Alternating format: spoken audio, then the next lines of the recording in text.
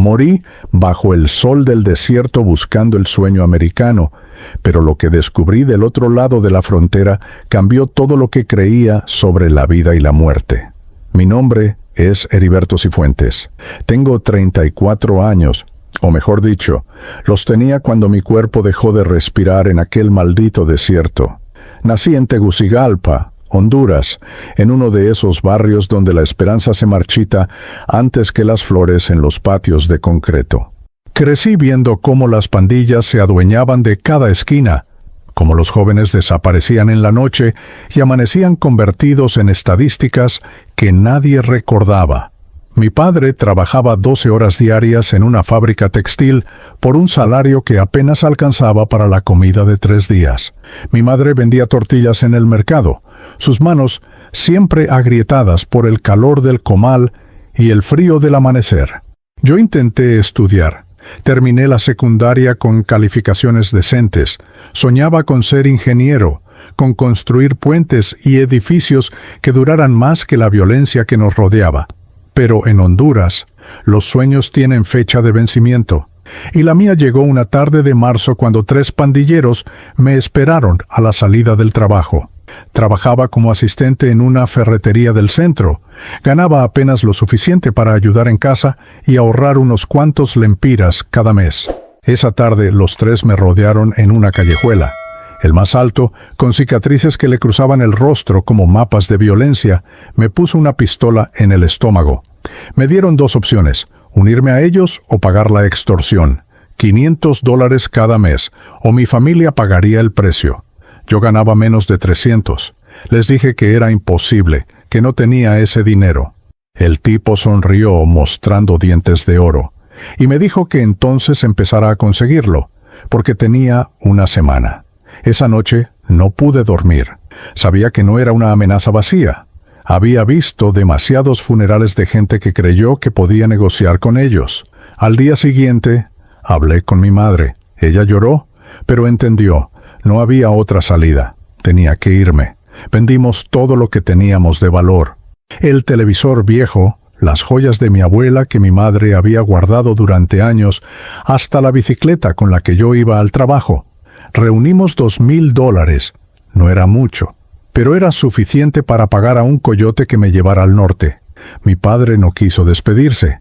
Estaba furioso. Decía que yo era un cobarde por huir, que debía quedarme y pelear, pero yo sabía la verdad.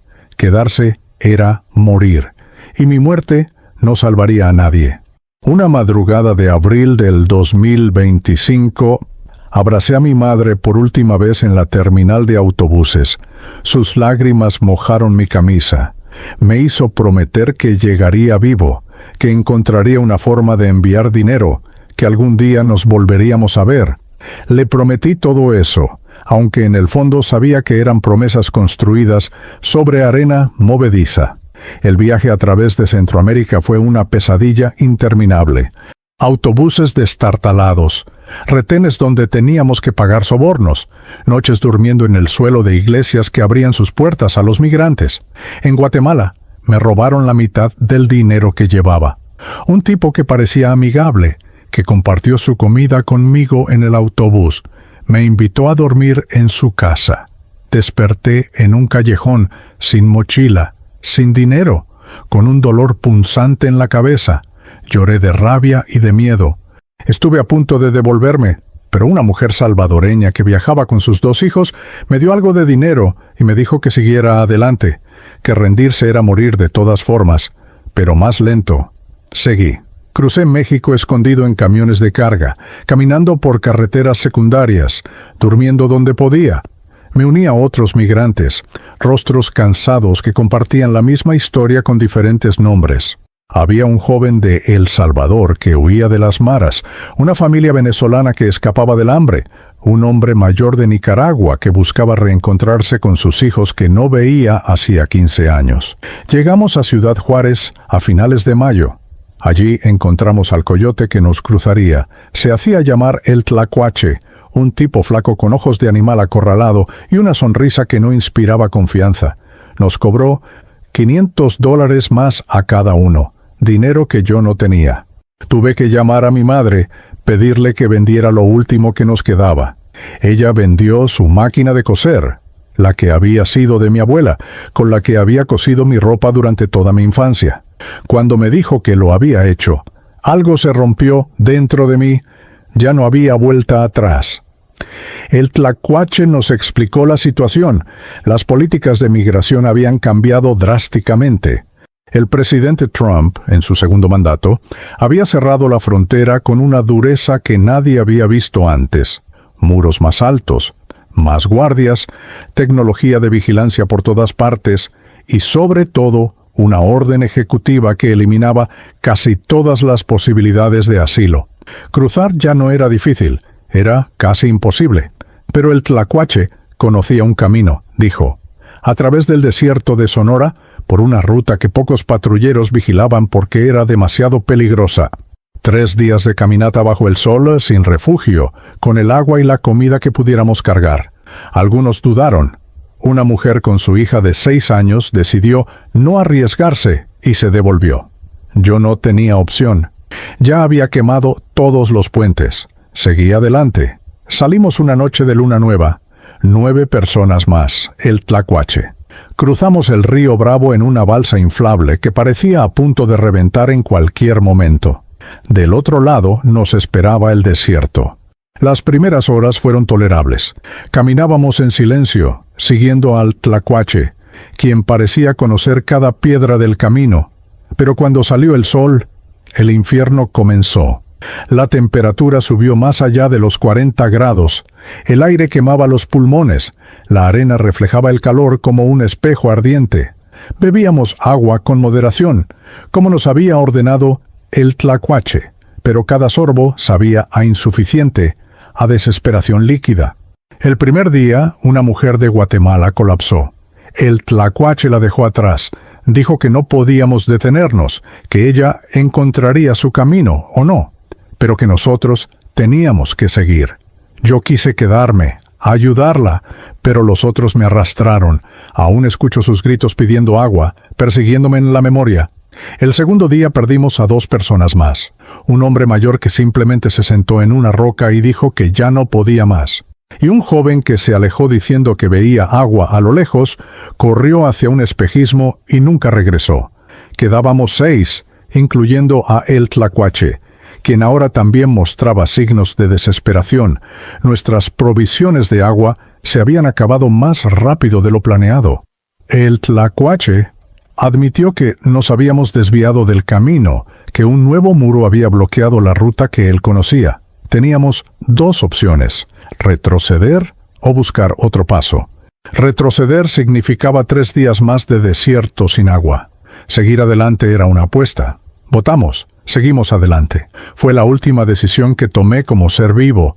El tercer día, mi cuerpo comenzó a apagarse. Los labios agrietados sangraban. La lengua se había hinchado dentro de mi boca. Los ojos ya no producían lágrimas. Cada paso era una negociación con la muerte. A lo lejos, entre las ondas de calor, podía ver las luces de una ciudad. Arizona, Estados Unidos. El sueño americano a menos de 20 kilómetros. Pero podría haber estado en otro planeta. Caí a media tarde. Simplemente, mis piernas dejaron de responder. Me desplomé sobre la arena caliente, sintiendo cómo quemaba mi piel a través de la ropa empapada de sudor y polvo. El tlacuache y los otros se detuvieron. Los vi discutir. Vi cómo me miraban. Vi cómo tomaban la decisión. Me dejaron una botella vacía, como si fuera un gesto de compasión, y siguieron caminando. Los vi alejarse, convertirse en siluetas borrosas, luego en puntos, luego en nada. Quedé solo bajo el sol implacable del desierto de Sonora. Intenté levantarme, pero mi cuerpo ya no me obedecía. El cielo era de un azul cruel, sin una sola nube que ofreciera sombra. Los buitres comenzaron a circular sobre mí. Pensé en mi madre, en sus manos agrietadas, en su máquina de coser vendida por un sueño que terminaba aquí, en la arena. Pensé en mi padre y su rabia, preguntándome si tenía razón, si debí haberme quedado y enfrentado a las pandillas. Al menos habría muerto en casa. Pensé en todos los que intentamos cruzar esta frontera invisible que separa la desesperación de la esperanza, y me pregunté cuántos cuerpos como el mío yacían olvidados en este desierto que no pertenece a nadie y pertenece a todos. La sed ya no dolía, el calor ya no quemaba. Todo comenzó a volverse distante, como si estuviera viendo mi propia muerte desde lejos. Cerré los ojos, no sé si por última vez o porque ya no tenía fuerzas para mantenerlos abiertos. Sentí cómo mi corazón latía cada vez más despacio, como un tambor que se queda sin ritmo. Y entonces, en ese momento final, cuando mi cuerpo cedió completamente, cuando el último aliento escapó de mis labios agrietados, algo extraordinario sucedió. No hubo oscuridad, no hubo silencio. Hubo luz, hubo sonido, hubo una sensación de liberación tan profunda que no tengo palabras terrenales para describirla. Desperté, pero ya no en el desierto, ya no en mi cuerpo. Desperté en un lugar sin fronteras, sin sed, sin dolor. Desperté en el plano astral y nada volvería a ser como lo conocí. Lo primero que sentí fue la ausencia de dolor. No es que el sufrimiento hubiera disminuido gradualmente, es que simplemente ya no existía. La sed que había torturado cada célula de mi cuerpo durante 3 días interminables se había evaporado como el agua que tanto necesité y nunca tuve. El calor abrasador que había convertido mi piel en pergamino agrietado ya no me tocaba. Abrí los ojos, o lo que fuera que ahora utilizaba para percibir, y lo primero que vi me dejó paralizado en una confusión tan profunda que no sabía si estaba soñando, alucinando, o si finalmente la muerte había llegado con sus propias reglas incomprensibles. Estaba flotando, no había otra palabra para describirlo. Flotaba a unos 2 metros sobre el suelo del desierto, y debajo de mí, tirado sobre la arena manchada de sangre seca, yacía un cuerpo que reconocí con un terror helado. Era yo. Era Heriberto Cifuentes, con los labios negros y agrietados, los ojos entreabiertos mirando al vacío, la ropa desgarrada y sucia, las manos contraídas en una última convulsión de agonía. Mi cuerpo muerto me miraba desde abajo, y yo lo miraba desde arriba, tratando de procesar una realidad que desafiaba todo lo que había conocido durante 34 años de existencia. Intenté gritar, pero no salió sonido. Intenté moverme hacia mi cuerpo, extender la mano para tocarlo, para verificar si todo esto era real, pero mis movimientos no respondían a las leyes físicas que siempre había conocido. Me desplacé sin caminar. Floté sin esfuerzo, y cuando finalmente estuve justo encima de mi propio cadáver, sentí una mezcla de horror y fascinación que no puedo describir con justicia. Ese era yo, ese cuerpo sin vida que los buitres ya comenzaban a inspeccionar con sus órbitas vacías, era todo lo que había sido en el mundo material. Todas mis esperanzas, mis miedos, mis recuerdos, mis cicatrices de infancia, mis sueños de ser ingeniero, todo había habitado esa cáscara que ahora se descompondría bajo el sol implacable del desierto de Sonora. Y sin embargo, yo seguía existiendo. Yo seguía siendo consciente. Yo seguía siendo Heriberto, pero ahora sin el peso del cuerpo que me había definido durante toda mi vida. La confusión se transformó en pánico. Comencé a flotar erráticamente, alejándome de mi cuerpo, acercándome de nuevo, incapaz de controlar este nuevo estado de existencia. Llamé a mi madre, aunque sabía que no podía escucharme. Llamé a cualquier ser humano que pudiera verme, ayudarme, explicarme qué demonios estaba pasando. Pero el desierto seguía vacío, indiferente, guardando mi secreto como había guardado el de miles antes que yo. Fue entonces cuando lo vi. Al principio pensé que era otra alucinación, un último truco de mi mente antes de desvanecerme completamente. Una figura se materializó en el aire, a pocos metros de distancia. No llegó caminando, simplemente apareció, como si siempre hubiera estado allí, y yo apenas comenzara a tener los ojos correctos para verlo. Era un hombre mayor, o al menos tenía la apariencia de serlo, con el rostro curtido por años de sol y trabajo, los ojos profundos y llenos de una compasión que me hizo sentir simultáneamente consolado y expuesto. Vestía ropa simple, como la que usaría cualquier campesino o trabajador del campo, pero había algo en él que irradiaba una dignidad tranquila, una paz que contrastaba brutalmente con el caos que yo sentía. Me miró durante un largo momento, y en esa mirada sentí que él veía no solo mi confusión presente, sino toda mi vida, cada decisión, cada miedo, cada momento de coraje o cobardía que me había traído hasta este desierto. Cuando finalmente habló, su voz no sonó en mis oídos, sino directamente en mi conciencia, clara y cálida como el abrazo que tanto necesitaba. Me dijo su nombre, Don Jacinto, y me dijo algo que cambiaría para siempre mi comprensión de la existencia. Bienvenido al otro lado de la frontera, hijo, la que ningún gobierno puede cerrar, la que ningún muro puede detener. No entendí de inmediato. Mi mente todavía luchaba por aceptar que estaba muerto, que había dejado de existir en el mundo que conocía. Don Jacinto se acercó, y aunque no me tocó físicamente, sentí su presencia como un consuelo tangible. Me explicó con paciencia infinita lo que me había sucedido. Mi cuerpo había cedido finalmente a la deshidratación y al agotamiento extremo, tal como temía. Pero yo, el verdadero yo, la conciencia que había habitado ese cuerpo, había hecho la transición hacia lo que él llamaba el plano astral, la dimensión espiritual que coexiste con el mundo material, pero que permanece invisible para aquellos que aún viven en la carne. Me dijo que él también había sido un migrante, que décadas atrás había muerto en circunstancias similares, intentando cruzar esta misma frontera que separa México de Estados Unidos. Me dijo que había sentido el mismo terror, la misma confusión, cuando despertó fuera de su cuerpo y vio su propia muerte desde una perspectiva imposible. Pero también me dijo algo que comenzó a transformar mi terror en asombro. Aquí, Heriberto, no existen fronteras. No hay muros, no hay documentos, no hay guardias que puedan detenerte. El viaje que comenzaste en Honduras no terminó en este desierto. Apenas está comenzando. Mientras hablaba, algo extraordinario comenzó a suceder. El paisaje del desierto comenzó a cambiar ante mis ojos. O quizás era yo quien comenzaba a percibir capas de realidad que siempre habían estado ahí, pero que mis sentidos mortales no podían detectar. El aire seco y vacío del desierto comenzó a llenarse de presencias.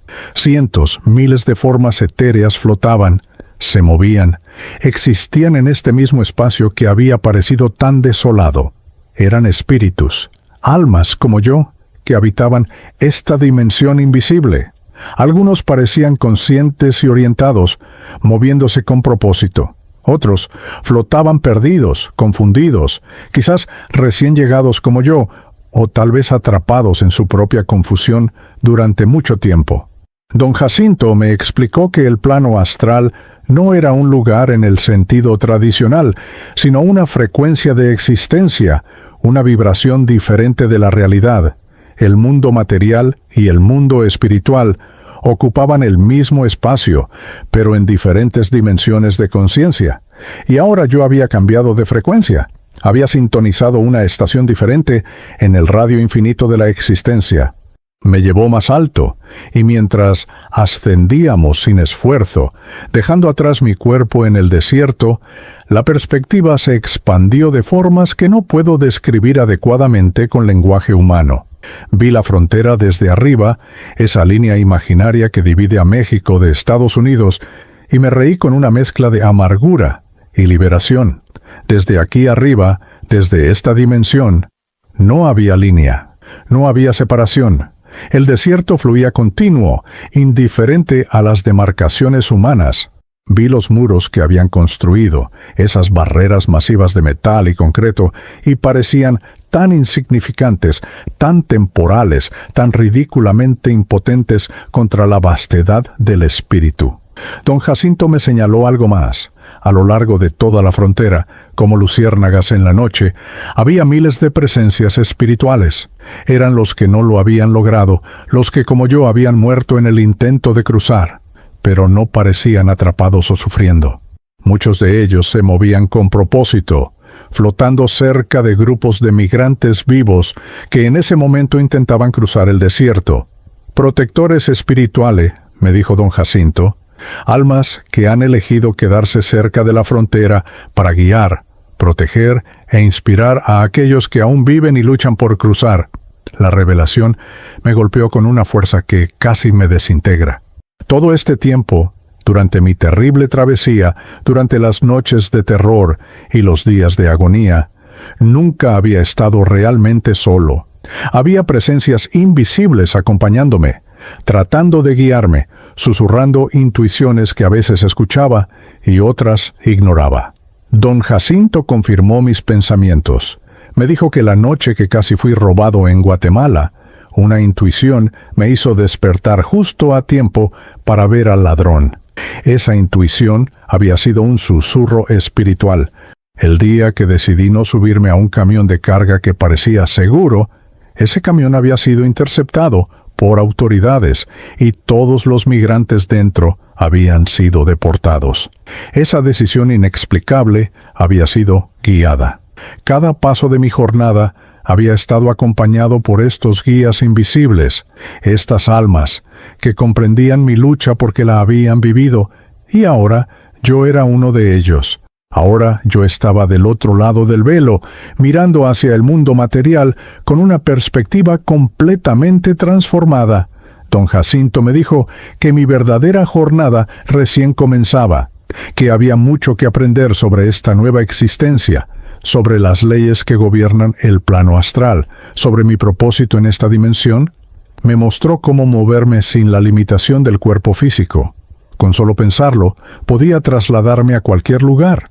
No había distancia aquí, no había tiempo en el sentido lineal que conocía. Todo era instantáneo, todo era accesible. Me llevó a ver lugares que nunca había visitado en vida. En segundos estábamos sobre Tegucigalpa, mirando mi antiguo barrio, la casa donde crecí. Vi a mi madre, sentada en la cocina, mirando la foto que le había dejado antes de partir. Su dolor era palpable incluso desde esta dimensión, y quise desesperadamente abrazarla, decirle que estaba bien, que había sobrevivido en una forma que ella no podía imaginar. Pero don Jacinto me detuvo. Todavía no, hijo. Todavía tienes mucho que aprender antes de poder comunicarte con el mundo material. Y cuando llegue ese momento, aprenderás que hay formas de hacerlo, formas de dejarles saber a los que amas que no has desaparecido, solo has cambiado de forma. Me llevó de regreso al desierto y me explicó la primera lección fundamental de esta nueva existencia. En el mundo material, las personas construyen fronteras porque tienen miedo. Miedo de lo diferente, miedo de perder lo que tienen, miedo de que no haya suficiente para todos. Esas fronteras son reales en su dimensión, porque las personas creen en ellas, les dan poder con su fe colectiva. Pero aquí, en el plano astral, en la dimensión espiritual, esas fronteras no pueden existir porque están construidas sobre la ilusión de separación.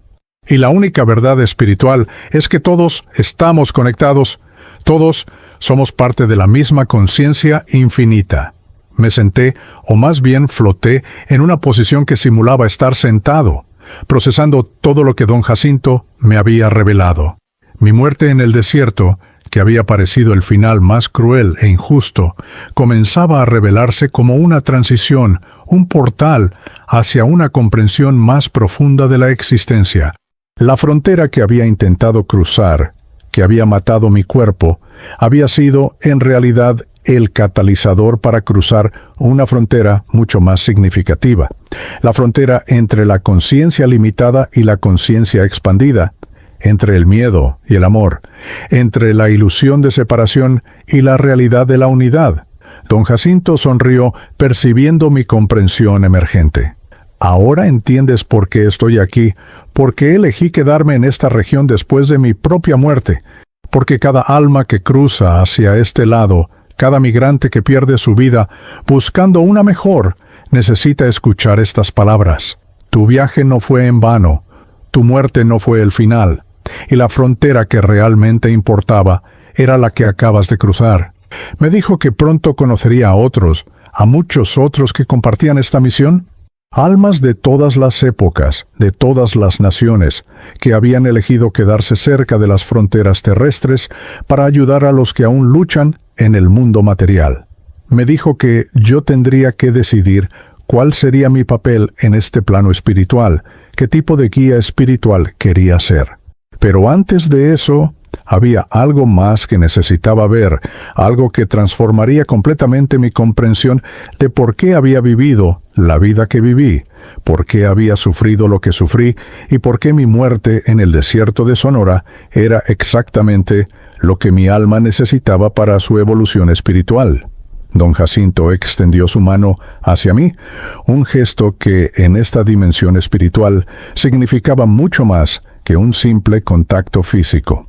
Cuando acepté su invitación, sentí cómo mi conciencia se expandía, cómo mis percepciones se amplificaban de formas que nunca hubiera imaginado posibles. Me dijo que era hora de conocer a mi verdadera familia, a aquellos que compartían no solo mi destino, sino mi propósito. Con un pensamiento, nos desplazamos a través del plano astral, y el paisaje a nuestro alrededor se transformó en algo que solo puedo describir como un océano de luz.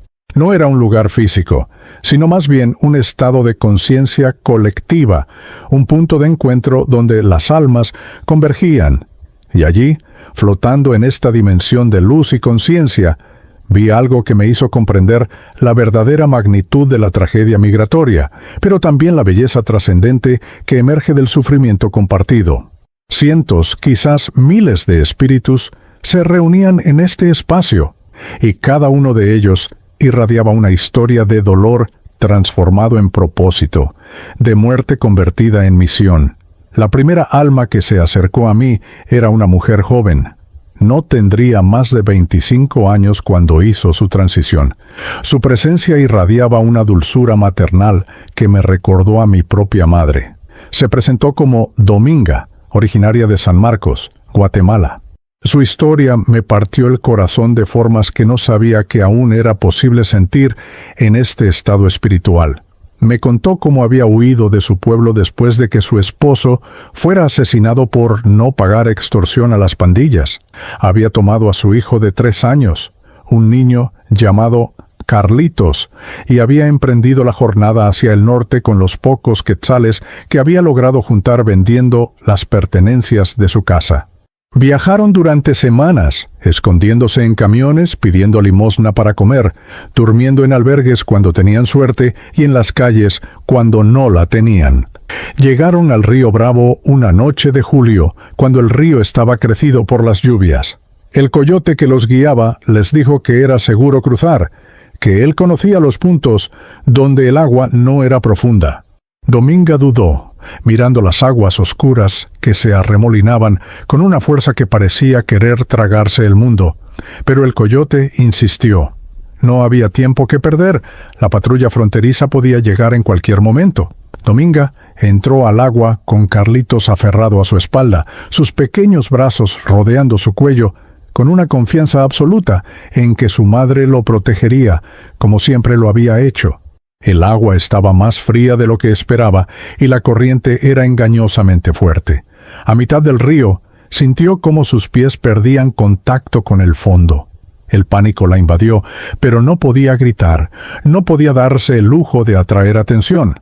Intentó nadar, mantener la cabeza de Carlitos fuera del agua, pero la corriente era un monstruo vivo que la arrastraba río abajo. Sintió como los brazos de su hijo se apretaban más y más alrededor de su cuello. Escuchó sus sollozos de terror. Luchó con cada gramo de fuerza que tenía, pero el río era más fuerte. En los últimos momentos, cuando sus pulmones ya no podían resistir, cuando el agua comenzó a entrar en su boca y nariz, tomó una decisión que la perseguiría incluso después de la muerte. Soltó a Carlitos, lo empujó hacia la superficie con sus últimas fuerzas, rezando para que la corriente lo llevara hacia la orilla, donde el coyote y otros migrantes pudieran salvarlo. Ella se hundió, tragada por el río, y su último pensamiento fue una oración desesperada para que su hijo sobreviviera. Cuando despertó en el plano astral, lo primero que hizo fue buscar a Carlitos. Lo encontró en la orilla, llorando. aterrado, pero vivo. Los migrantes lo habían sacado del agua. Dominga se había quedado con él desde entonces, como su protectora espiritual invisible, guiándolo a través del sistema de servicios sociales estadounidense, susurrándole en sueños que no estaba solo, que su mamá lo seguía amando desde el otro lado. Mientras Dominga me contaba su historia, sentí lágrimas que ya no podían caer, un dolor que no necesitaba un cuerpo físico para ser real. Pero ella no emanaba tristeza. Había una paz en su presencia, una aceptación de que su sacrificio había tenido significado. Me dijo que Carlitos ahora vivía con una familia adoptiva en Texas, que iba a la escuela, que sonreía a veces, que estaba construyendo una vida que ella nunca pudo darle, pero que había muerto para hacer posible. Y cada noche ella estaba allí, en sus sueños, recordándole que era amado, que era valiente, que su vida tenía propósito. Otro espíritu se acercó, un joven que no tendría más de 19 años. Se presentó como Mateo, de San Salvador, El Salvador. Su historia era diferente pero igualmente desgarradora. Había huido de las maras después de negarse a unirse a ellas. Le dieron la opción que todos conocen, plata o plomo, dinero o muerte. Él eligió la vida, lo que significaba huir. Viajó con un grupo de otros jóvenes salvadoreños, todos huyendo de la misma violencia endémica que convertía sus barrios en campos de batalla. Llegaron a la frontera y pagaron a un coyote que les prometió un cruce seguro. Les dijo que los escondería en un camión de carga que cruzaría legalmente por el puerto de entrada. Lo que no les dijo era que ese camión no tendría ventilación, que estarían sellados en un compartimento metálico durante horas bajo el sol abrasador de junio. Mateo me describió el horror de esas horas. Al principio, el grupo de 12 personas mantenía la calma. Se decían que pronto estarían del otro lado, que este era el último obstáculo. Pero el calor dentro del compartimento metálico comenzó a subir rápidamente. El aire se volvió denso, irrespirable. Las personas comenzaron a jadear, a golpear las paredes metálicas, a gritar pidiendo ayuda. Nadie los escuchaba, o si los escuchaban, nadie se detenía. Mateo sintió como su visión se nublaba, como su corazón latía erráticamente. A su lado, una mujer mayor colapsó, luego un hombre, luego otro. Intentó mantenerse consciente, luchó contra la oscuridad que lo invadía, pero eventualmente, el calor y la falta de oxígeno lo vencieron. Cuando el camión finalmente fue abierto, horas después, en un almacén en Arizona, 11 de las 12 personas estaban muertas. Solo una había sobrevivido, una joven de 17 años que pasaría el resto de su vida con daño cerebral permanente por la falta de oxígeno. Mateo despertó en el plano astral dentro de ese camión, viendo su propio cuerpo entre los otros, todos amontonados en posiciones de agonía final. El trauma de esa muerte lo había dejado confundido durante mucho tiempo, flotando sin propósito, reviviendo esos momentos de terror una y otra vez. Hasta que don Jacinto lo encontró, lo ayudó a comprender lo que le había sucedido, lo guió hacia la sanación espiritual y hacia un nuevo propósito. Ahora, Mateo trabajaba como protector espiritual para jóvenes migrantes que huían de las pandillas. Se especializaba en advertir, a través de intuiciones sobre los coyotes peligrosos, sobre las rutas que llevaban a la muerte. Me dijo que había logrado influir en las decisiones de docenas de jóvenes, salvándolos de destinos similares al suyo. Cada vida salvada era una redención, una forma de transformar su tragedia en protección para otros. Más espíritus se acercaron, cada uno con su testimonio, cada uno con su historia de sufrimiento y transformación. Conocí a una familia venezolana completa, los Rincón, que habían muerto intentando cruzar el tapón del Darién, esa selva mortal entre Colombia y Panamá. El padre, o el Eduardo, me contó cómo habían huido de Venezuela cuando ya no podían alimentar a sus 3 hijos. Habían vendido todo, incluyendo los anillos de matrimonio no para pagar el viaje. En el Darién, la selva los devoró lentamente. Primero murió la hija menor, de solo 5 años, por deshidratación y fiebre. Luego el hijo mayor, de 12, mordido por una serpiente venenosa. Los padres y el hijo del medio continuaron, destrozados pero sin opción de retroceder. Finalmente, perdidos y delirantes, los tres murieron en diferentes días, separados por la espesura de la jungla. Se reencontraron en el plano astral, y don Jacinto me dijo que su historia era común, que el Darién se había convertido en uno de los cementerios más grandes de migrantes en toda América. Los Rincón ahora dedicaban su existencia espiritual a guiar a otros migrantes a través del Darién. Eduardo me explicó cómo podían influir sutilmente en el mundo material, hacer que una rama crujiera para advertir de un peligro, crear una sensación de inquietud que hiciera a alguien cambiar de rumbo, inspirar en sueños rutas más seguras. No podían salvar a todos. La ley del libre albedrío y las limitaciones de su influencia lo impedían, pero cada alma que ayudaban a sobrevivir era una victoria contra el olvido que amenazaba con borrar sus propias vidas. Conocí a un hombre nicaragüense llamado Sergio, quien había muerto de un ataque al corazón mientras huía de la policía migratoria en México. Me contó cómo había hecho el viaje 6 veces, siendo deportado cada vez, hasta que su cuerpo simplemente no pudo más. Conocí a una adolescente hondureña llamada Iris, quien había sido asesinada por traficantes de personas cuando intentó escapar después de descubrir que la estaban llevando no hacia Estados Unidos, sino hacia una red de explotación. Su espíritu irradiaba una determinación feroz de proteger a otras niñas y jóvenes de ese destino, trabajando incansablemente para inspirar sospecha y precaución en aquellas que estaban en peligro de caer en las mismas trampas. Cada testimonio me transformaba, me expandía, me hacía comprender la magnitud de lo que estaba sucediendo. No éramos solo individuos que habían muerto en circunstancias trágicas, éramos una legión, un ejército espiritual de almas que habían sacrificado sus vidas terrenales en búsqueda de algo mejor y que ahora dedicaban su existencia espiritual a proteger a aquellos que seguían intentándolo. Don Jacinto me llevó a un lugar dentro del plano astral que llamaba el Muro de las Memorias. No era un muro físico, sino una especie de biblioteca viviente, una conciencia colectiva donde todas las historias de todos los migrantes que habían muerto estaban preservadas. Me mostró cómo acceder a estas memorias, cómo podía experimentar directamente las vidas de miles de almas. Vi un siglo de migración, desde los primeros braceros hasta las caravanas contemporáneas. Vi familias separadas, niños perdidos, ancianos que murieron a kilómetros de sus sueños. Vi la evolución de las fronteras, cómo los muros crecían más altos, mientras la desesperación que los hacía necesarios crecía más profunda. Vi la humanidad de los migrantes, pero también vi la humanidad de los guardias fronterizos atrapados entre sus deberes y su compasión.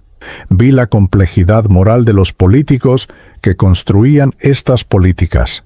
Vi cómo el miedo colectivo creaba sistemas de crueldad que ningún individuo había planeado, pero que todos perpetuaban. La revelación más profunda llegó cuando don Jacinto me mostró algo que cambió mi comprensión de todo. Me mostró que muchos de los espíritus que ahora protegían a los migrantes habían tenido vidas previas, donde ellos mismos habían sido los que construían muros, los que rechazaban a los forasteros, los que perpetuaban sistemas de exclusión. Me dijo que el ciclo de reencarnación a menudo nos coloca en lados opuestos de los mismos conflictos en diferentes vidas, enseñándonos empatía a través de la experiencia directa. El guardia fronterizo de una vida puede ser el migrante desesperado de la siguiente. El político que endurece las leyes de inmigración puede renacer en un país del que tendrá que huir. Esta comprensión no justificaba la crueldad ni absolvía la responsabilidad, pero añadía una capa de compasión que transformaba la rabia en comprensión. Don Jacinto me dijo que era hora de que tomara una decisión. Podía seguir adelante en mi evolución espiritual, desencarnarme completamente de esta región y continuar hacia dimensiones superiores de conciencia, o podía elegir quedarme, como él y tantos otros habían hecho, para servir como protector espiritual de aquellos que aún luchaban por cruzar las fronteras terrestres. No había respuesta correcta, me dijo, solo la respuesta que resonara con mi alma. Miré a todos estos espíritus a mi alrededor, estas almas valientes que habían transformado su tragedia en servicio, su muerte en misión, su dolor en protección para otros. Pensé en mi madre en Tegucigalpa, en todos los que seguirían huyendo de Honduras, de Guatemala, de El Salvador, de Venezuela, de todos los lugares donde la desesperación superaba el miedo a la muerte. Y supe con una claridad que nunca había sentido en vida cuál era mi respuesta. Don Jacinto percibió mi decisión antes de que pudiera articularla en palabras. En esta dimensión espiritual, los pensamientos y las intenciones eran tan tangibles como las acciones habían sido en el mundo material. Asintió con una aprobación silenciosa que sentí resonar en lo más profundo de mi ser. Y luego me dijo algo que no esperaba. Antes de que asumas tu papel como protector espiritual, hay algo más que necesitas comprender, Heriberto.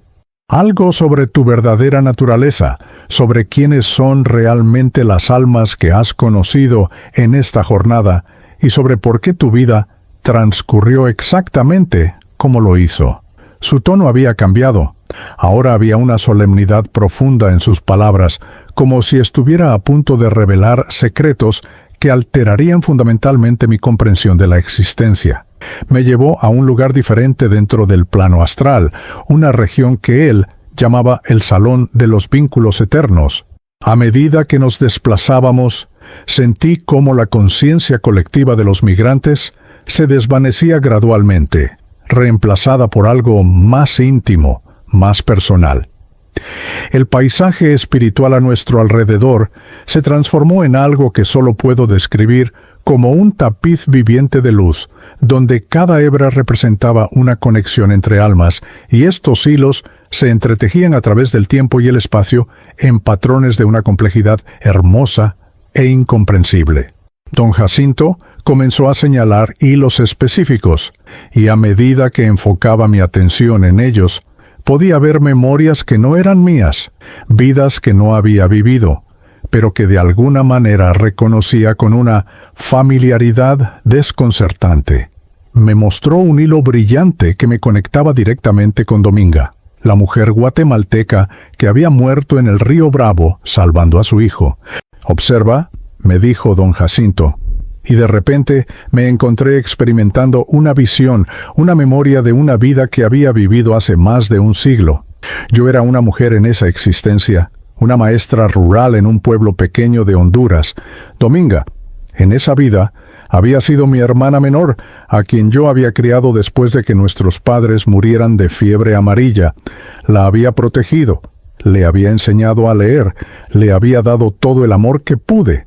Y cuando ella enfermó gravemente a los 12 años, yo había vendido todo lo que teníamos, había viajado días para llevarla a un hospital en la ciudad, y finalmente había donado mi propia sangre para una transfusión desesperada que le salvó la vida.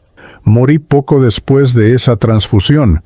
Mi cuerpo debilitado no pudo recuperarse, pero ella vivió, creció, se convirtió en maestra como yo, y dedicó su vida a educar a los niños pobres del mismo pueblo donde habíamos crecido. La visión se desvaneció y me quedé temblando de una emoción que no tenía nombre. «¿Ves?», dijo don Jacinto suavemente. «Dominga no era una extraña que conociste por casualidad en el plano astral. Es tu hermana del alma, alguien con quien has compartido múltiples encarnaciones, intercambiando roles, aprendiendo lecciones complementarias. En aquella vida, tú la salvaste sacrificando tu vida. En esta vida, ella hizo lo mismo por su hijo, repitiendo el patrón de amor sacrificial que aprendió de ti. La revelación me abrumó. No era solo con Dominga. Don Jacinto me mostró más hilos, más conexiones. Mateo, el joven salvadoreño que había muerto en el camión sellado, había sido mi hijo en una vida anterior en el siglo XIX. Yo había sido su padre entonces, un campesino en El Salvador que había muerto defendiendo nuestra tierra de terratenientes corruptos. Lo había dejado huérfano a los 8 años, y él había crecido lleno de resentimiento hacia mí por abandonarlo. aunque mi muerte había sido un acto de valentía. En esta vida reciente, nuestros roles se habían invertido de cierta manera. Él había muerto joven, dejando atrás a una madre que lo lloraría como mi hijo me había llorado a mí. Pero a diferencia de aquella vida, él había encontrado propósito en su muerte. Había elegido transformar su tragedia en protección para otros. La familia venezolana Rincón, especialmente Eduardo el Padre, resultó haber sido mi propio padre en otra encarnación.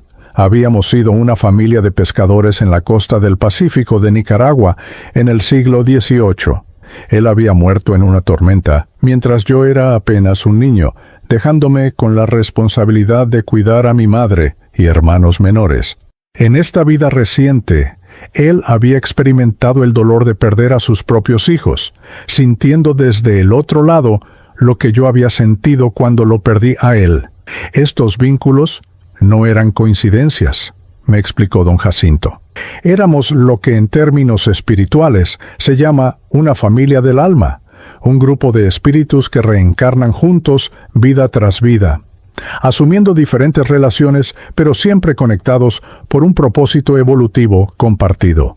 Don Jacinto me llevó aún más profundo en el Salón de los Vínculos Eternos, y allí vi algo que me dejó sin aliento, si es que tal cosa era posible en este estado incorpóreo. Vi un hilo que me conectaba directamente con mi madre física, la mujer que me había dado a luz en esta última encarnación, pero el vínculo era mucho más antiguo y profundo de lo que había imaginado. A través de las visiones que don Jacinto facilitaba, vi que ella y yo habíamos estado conectados a través de innumerables vidas. En una, ella había sido mi hija y yo su padre protector. En otra, habíamos sido esposos que habían construido una vida juntos en medio de la adversidad. En otra más, yo había sido su madre y ella mi hija rebelde que eventualmente había comprendido y valorado mis sacrificios. El patrón que emergía era claro. Vida tras vida, aprendíamos sobre el amor incondicional, sobre el sacrificio, sobre la capacidad de dar sin esperar nada a cambio. Y en esta última vida, cuando ella vendió la máquina de coser de mi abuela para financiar mi viaje, cuando me abrazó por última vez en esa terminal de autobuses, sabiendo que probablemente nunca me volvería a ver, estaba repitiendo un patrón de amor sacrificial que habíamos perfeccionado a través de siglos de existencia compartida. Pero la revelación más profunda estaba por venir. Don Jacinto me mostró algo que inicialmente me pareció imposible de aceptar. Me mostró que mi vida en Honduras, con toda su dureza y violencia, con la pobreza que nos aplastaba y las pandillas que aterrorizaban nuestras calles, no había sido un accidente cósmico ni un castigo kármico. Había sido una elección. Antes de encarnar en esta última vida, mi alma había estado en esta misma dimensión espiritual, planeando, junto con otras almas de mi familia espiritual, las lecciones que necesitábamos aprender. Había elegido nacer en Honduras específicamente porque necesitaba experimentar la desesperación que impulsa la migración. Necesitaba sentir en mi propia carne y espíritu lo que significa ser forzado a abandonar tu hogar, tu familia, tu identidad, en busca de simple supervivencia. Mi alma sabía, antes de nacer, que probablemente moriría intentando cruzar la frontera. Y aún así, había elegido esa vida porque la experiencia era necesaria para mi evolución espiritual y para el propósito que asumiría después de la muerte. Don Jacinto me dejó procesar esta información, entendiendo que era mucho para asimilar. Me explicó que esto no significaba que el sufrimiento fuera bueno o que la injusticia estuviera justificada. Las estructuras de violencia y pobreza que habían hecho mi vida tan difícil eran reales, eran producto de decisiones humanas colectivas, y aquellos que perpetuaban esos sistemas aún cargaban con la responsabilidad moral de sus acciones. Pero desde una perspectiva espiritual más amplia, incluso el sufrimiento más terrible podía ser transformado en combustible para la evolución del alma. Me mostró mi contrato del alma, por así llamarlo, el acuerdo que había hecho antes de encarnar. Había elegido experimentar la migración forzada para desarrollar compasión profunda por todos aquellos que se ven desarraigados de sus hogares. Había elegido morir en el desierto para poder convertirme en un protector espiritual efectivo, alguien que realmente comprendiera el terror, el dolor y la desesperación de aquellos a quienes guiaría. Había elegido dejar atrás a mi madre para que tanto ella como yo pudiéramos profundizar nuestra capacidad de amar sin condiciones, de dar sin recibir, de mantener vínculos que trascienden la separación física. Cada aspecto de mi vida que había parecido cruel o injusto revelaba ahora una dimensión de propósito que no había podido ver desde la perspectiva limitada de la existencia material. Don Jacinto me recordó que no todos los espíritus hacen estas elecciones conscientemente y que muchos que mueren en circunstancias trágicas no habían planeado ese final específico.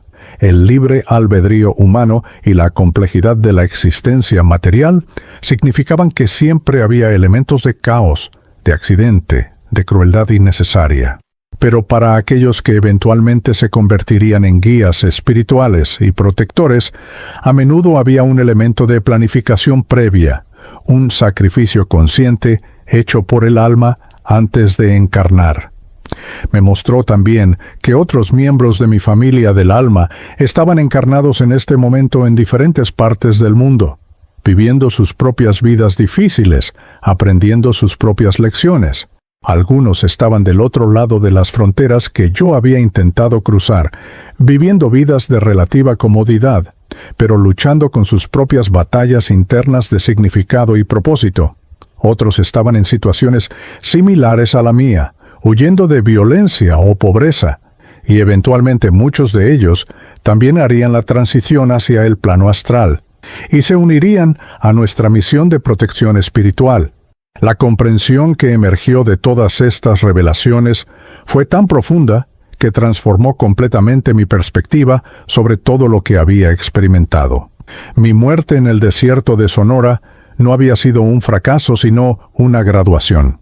Mi vida de sufrimiento en Honduras no había sido una maldición, sino un entrenamiento intensivo.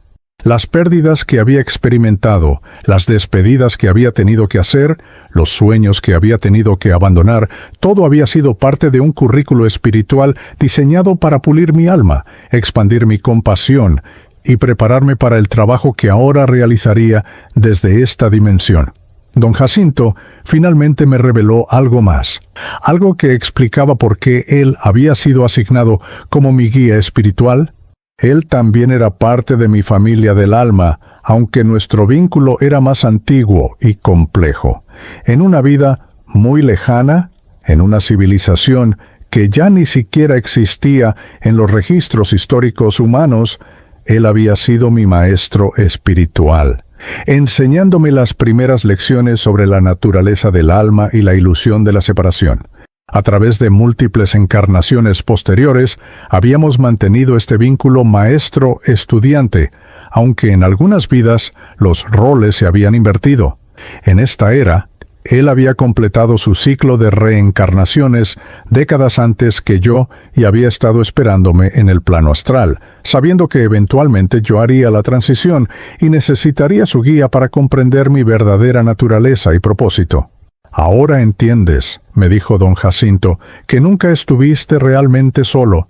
Nunca fuiste simplemente Heriberto Cifuentes, el migrante hondureño que murió en el desierto. Eres un alma eterna que ha vivido cientos de vidas, que ha amado y perdido, que ha sufrido y triunfado, que ha sido víctima y héroe, que ha cruzado fronteras en docenas de formas diferentes a través de los siglos. Y todos aquellos que conociste en tu última vida, especialmente aquellos que amaste más profundamente, son parte de tu familia eterna del alma, viajando contigo a través del tiempo, ayudándote a evolucionar así como tú los ayudas a ellos a evolucionar. Me dijo que ahora que comprendía mi verdadera naturaleza y mis vínculos eternos, estaba listo para la fase final de mi preparación como protector espiritual. Había una última lección que debía aprender.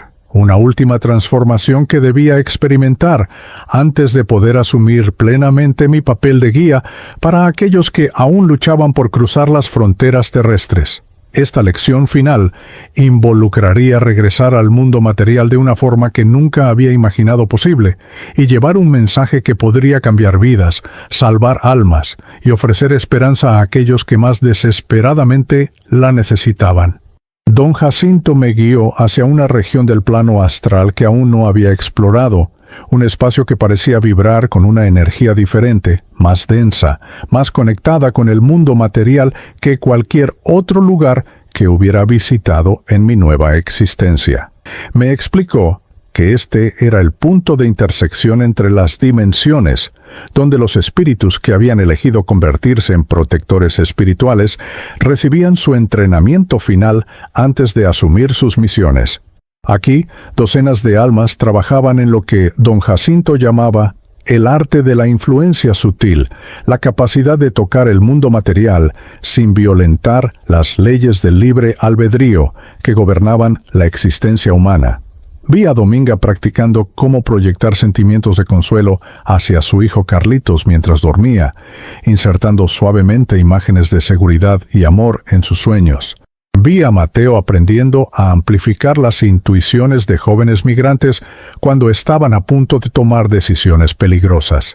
Ese impulso repentino de desconfianza hacia un coyote corrupto o esa sensación inexplicable de que debían tomar una ruta diferente.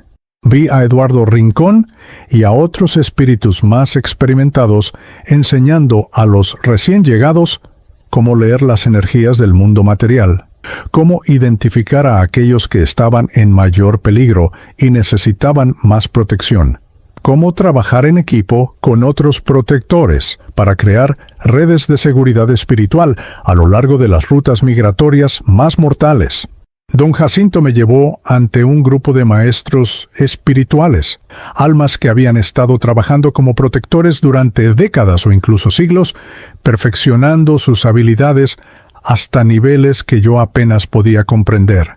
Una de ellas, una mujer anciana cuya presencia irradiaba sabiduría acumulada a través de incontables vidas, se presentó como Doña Remedios. Me dijo que había muerto cruzando estas mismas tierras en 1848, durante la guerra entre México y Estados Unidos, cuando las fronteras se redibujaron y millones de personas se encontraron repentinamente en el lado equivocado de líneas que no habían existido el día anterior. Desde entonces había dedicado su existencia espiritual a proteger a los migrantes, y había desarrollado capacidades que iban mucho más allá de la simple influencia sutil. Me mostró cómo podía manifestarse brevemente en el mundo material en momentos de crisis extrema, apareciendo como una figura nebulosa que podía ser vista por aquellos cuya conciencia estaba expandida por el trauma o la cercanía de la muerte. Me contó de ocasiones en que había aparecido ante migrantes perdidos en el desierto, señalándoles la dirección correcta hacia agua o refugio, solo para desvanecerse antes de que pudieran procesar completamente lo que habían visto. Me explicó que estas manifestaciones consumían enormes cantidades de energía espiritual y solo podían realizarse en circunstancias excepcionales, pero que era una herramienta crucial para aquellos casos donde la intervención sutil no era suficiente. Doña Remedios me enseñó algo fundamental sobre el trabajo de un protector espiritual. No podíamos salvar a todos. Las leyes cósmicas del libre albedrío, el karma, y las lecciones que cada alma necesitaba aprender significaban que algunas personas morirían a pesar de nuestros mejores esfuerzos. Algunos estaban destinados a hacer la transición, como yo lo había estado, para asumir roles en esta dimensión. Otros morirían debido a las consecuencias acumuladas de decisiones tomadas por ellos mismos o por otros, decisiones que nosotros no teníamos el poder de anular. Nuestra labor no era prevenir toda muerte o todo sufrimiento, sino ofrecer guía, protección e inspiración donde fuera posible, y consuelo espiritual cuando la muerte era inevitable. Me enseñó a distinguir entre aquellos que podíamos ayudar efectivamente y aquellos cuyo destino ya estaba sellado por fuerzas más allá de nuestra intervención. Esta lección fue dolorosa pero necesaria. Me mostró visiones de migrantes que en ese momento estaban cruzando el desierto de Sonora, algunos de ellos claramente destinados a sobrevivir con nuestra ayuda, otros cuyas luces vitales ya parpadeaban tan débilmente que ninguna intervención espiritual podría salvarlos. Me enseñó que en esos casos, nuestro papel cambiaba de protección a acompañamiento, asegurando que no murieran solos, que hubiera una presencia amorosa con ellos en sus momentos finales y que su transición hacia el plano astral fuera lo más suave posible. Pasé lo que en términos humanos habría sido semanas entrenándome en estas habilidades, aunque el tiempo en el plano astral no fluía de la misma manera lineal que en el mundo material. Aprendí a proyectar mi conciencia hacia el mundo físico sin perder mi centro en la dimensión espiritual. Aprendí a leer las auras de los seres humanos vivos, esas emanaciones de energía que revelaban su estado emocional, su salud física y, lo más importante para nuestro trabajo, su nivel de peligro inminente. Aprendí a trabajar con otros protectores en formaciones coordinadas, cubriendo amplias extensiones de territorio, comunicándonos instantáneamente a través de la conciencia compartida para alertarnos mutuamente sobre crisis que requerían atención inmediata. Pero la lección más importante que don Jacinto me enseñó no tenía que ver con técnicas o habilidades, sino con el propósito más profundo de nuestro trabajo. Una tarde, si es que podía llamarse así en una dimensión sin sol ni ciclos de día y noche, me llevó a observar a una joven nicaragüense que estaba a punto de iniciar su intento de cruzar la frontera. Se llamaba Xiomara, tenía 22 años y huía de un esposo abusivo que había amenazado con matarla si intentaba dejarlo. Llevaba consigo solo una pequeña mochila y el equivalente a $200 que había ahorrado en secreto durante meses. Estaba aterrada pero determinada, y mientras la observábamos desde el plano astral, don Jacinto me dijo algo que transformó completamente mi comprensión de nuestro papel. «Mira sus ojos, Heriberto», me dijo. «¿Qué ves en ellos?» Observé cuidadosamente. Vi miedo, por supuesto, y determinación. Pero también vi algo más profundo, una chispa de esperanza que se negaba a apagarse a pesar de todo lo que había sufrido. Una creencia fundamental en que la vida podía ser mejor, en que ella merecía algo mejor, en que el mundo tenía más para ofrecerle que violencia y opresión.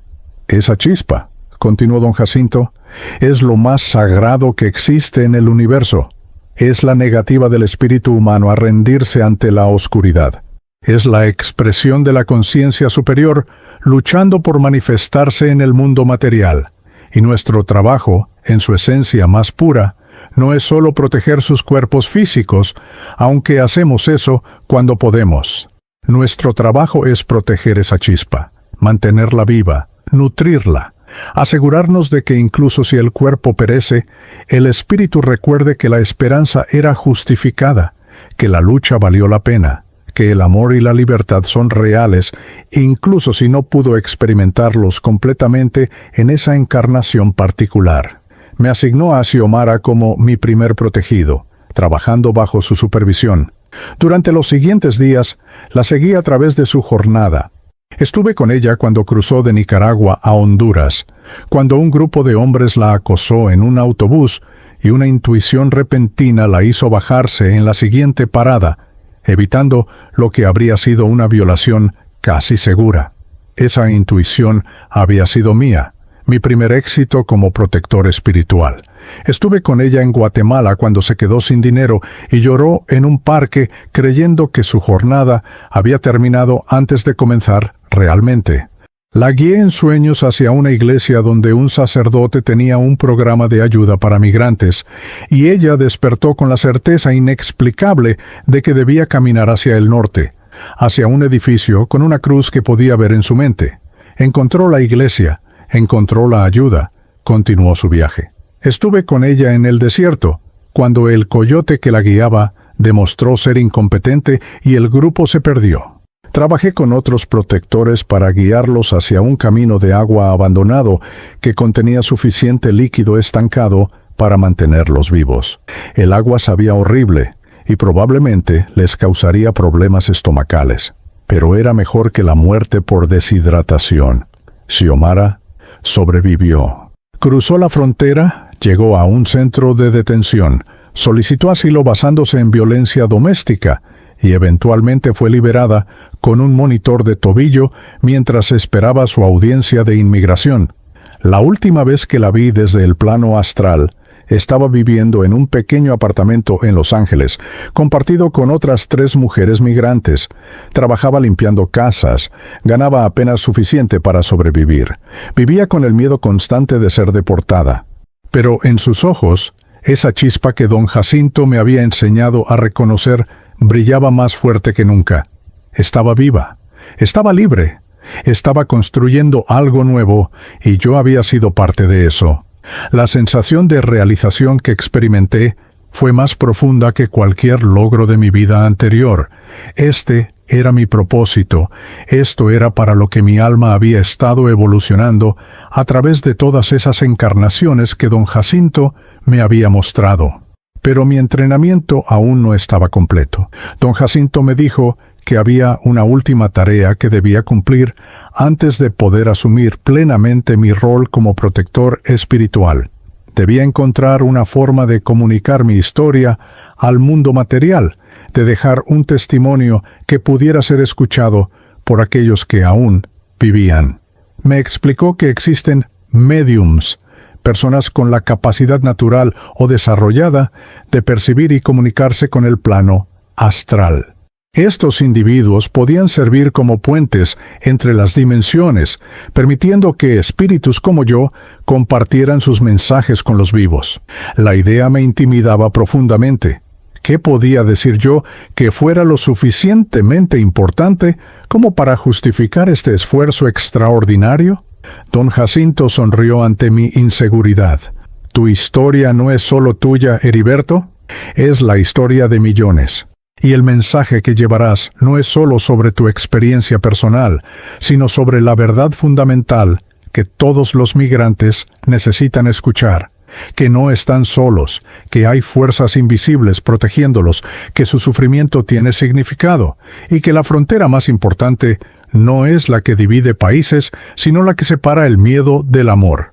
Me guió hacia una mujer en Colombia, una médium llamada Patricia, que había dedicado su vida a canalizar mensajes del plano astral.